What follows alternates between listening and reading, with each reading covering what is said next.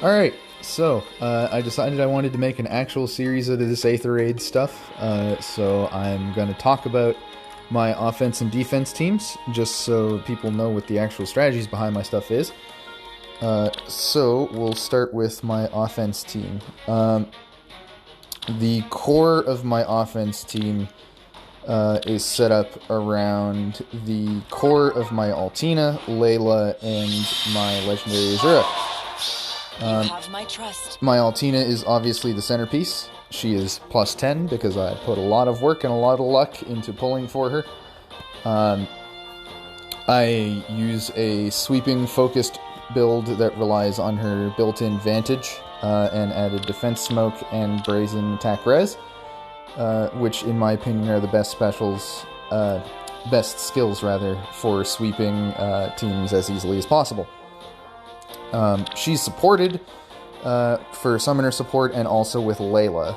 The support with Layla is the other thing that makes this team work, because Layla's Constant Dagger is an absolutely broken skill, because it swaps you and lets me get Altina in much deeper than she would be able to do, while also debuffing with attack smoke, softening strong targets with poison strike, and just generally making it easier for Altina to be in, not take a lot of damage, and sweep the rest of the team. Legendary Azure is there mostly for dancer flexibility and also a buffer. I use Scale Dance with her, so her refresh gives all stats plus 4 as a result. And then the other 2 units are just flex slots usually. Sometimes I use my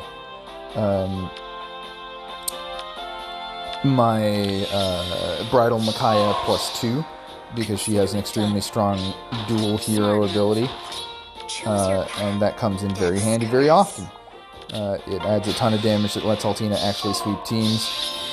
So as you can see, this is my own defense team, and basically this is set up so that it's as hard as possible to let the team engage on you without getting engaged on by multiple things. We have Camilla here, who normally moves forward to this center spot in front of her.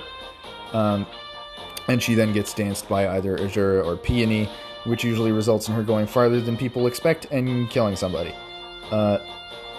Similarly, Altina will move forward and attack the debris that was at the edge of her attack range, and then get danced by Peony.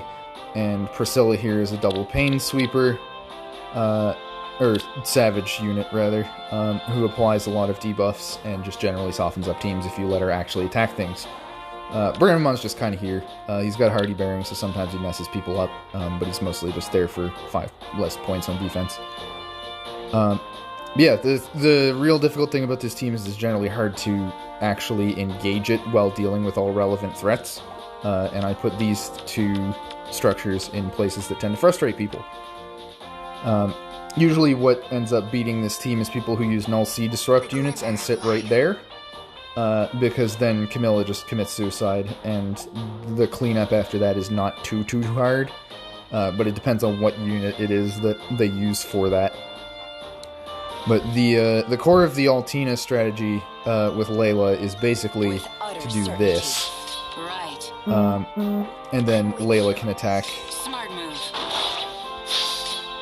Altina gets switched in, kills another threat, and then Altina sweeps what's left. I might lose because Camilla has Dazzling, but yeah, so that's what my team ideally does to other people most of the time, but the reason I was showing that off is just to show off the engage on how she gets in and does her job.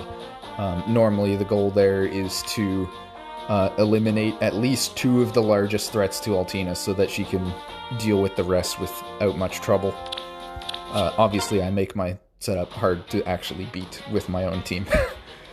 So yeah, following videos will be my offense battles for the week, and at the end of the week I'll do a defense wrap-up where I go through all of these replays and show off who did and didn't beat the team.